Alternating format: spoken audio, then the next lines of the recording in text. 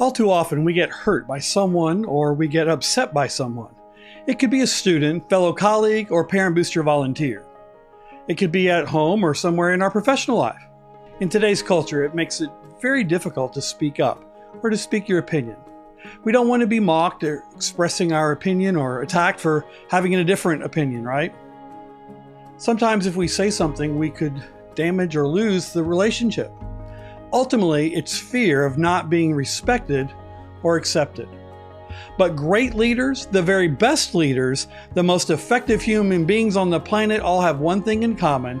They speak up and they share truth. If this is a topic you can relate to, grab your favorite cup of tea or caffeine of your choice and let's dig in.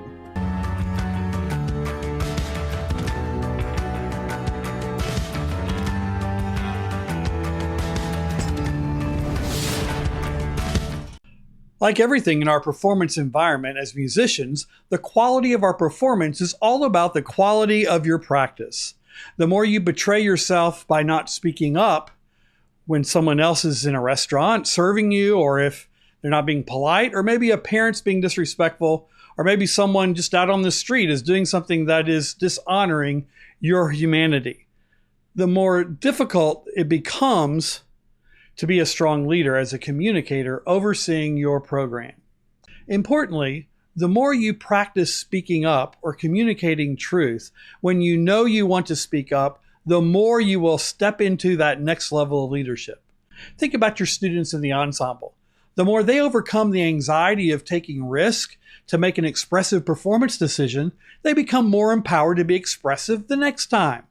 Likewise, we as leaders need to actively practice in small ways to be confident communicators, to be more successful as great communicators when the crucial conversation is needed. This is exponentially more important when the discussion needed is a difficult discussion or a hard talk with a student in distress or a staff member or a Booster Club parent or officer related to our music programs. Speaking truth helps build trust in relationships. Think about it. When you speak up with a colleague or a booster parent by telling them how you're feeling, or you share the why behind a decision you're considering, that helps build upon the trust relationship.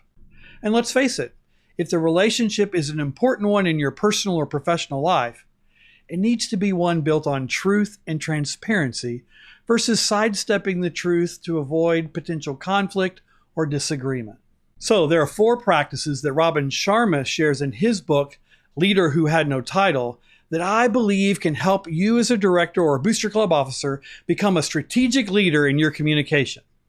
The first strategy is to listen deeply first. In my first 5 years of teaching, I began taking a graduate degree in counseling in the evenings. Some of the first coursework focused on listening, not talking, and the significance of physical cues to help non-verbally communicate empathy and build trust.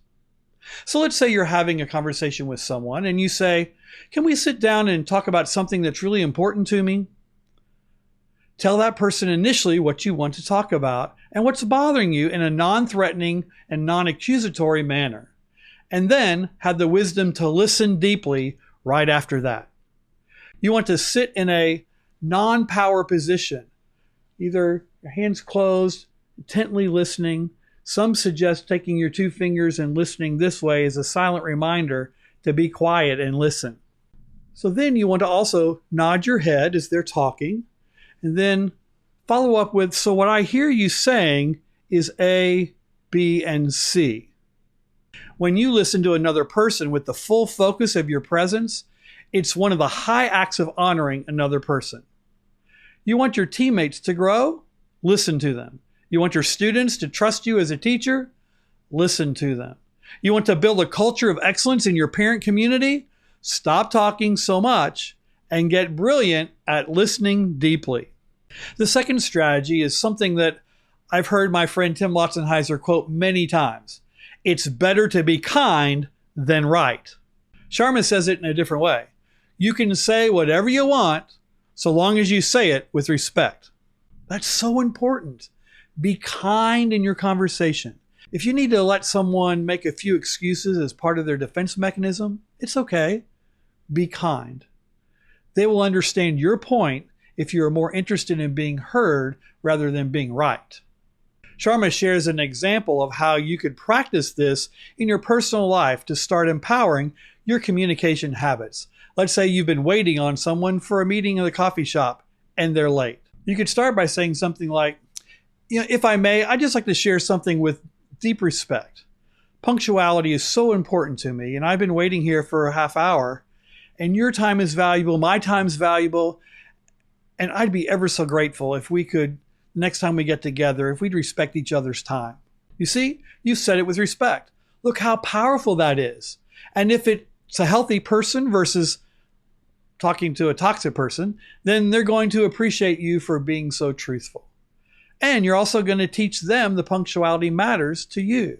So the second tactic is that you can say whatever you want to a teammate, to a staff member, to a student, to a booster volunteer, so long as you say it with love and respect. Strategy 3, be clear in your communication. Brené Brown, best-selling author of Dare to Lead, says, "Clear is kind, unclear is unkind." A lot of people you know are trying to say something in a difficult conversation, but are dancing around the issues, right? Be clear, be precise. Sharma suggests giving examples. Say to that person, here are the blank, blank, and blank concerns. Or here's what happens when this happens. And here are specific examples. You see, examples help you be very clear to the other person. And the final strategy is to let it go. Let it go, let it go. Sorry. Don't live in the past. Life is too short, and we all make mistakes, right? So you've been respectful and addressed the concern. Now let it go. It's important to trust that you have been heard, trust that the other person wants what's best for your students in the program too, and will help you work to continue building that trust relationship. As a strategic leader with strong communication skills and difficult conversations, let's all remember to listen first, listen deeply first, be kind. You can say whatever you want as long as you say it with respect. Be clear in your communication and let it go and move on.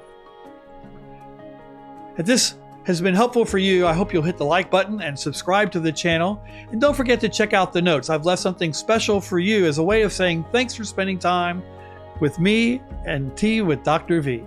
Until next time, be strategic and thrive.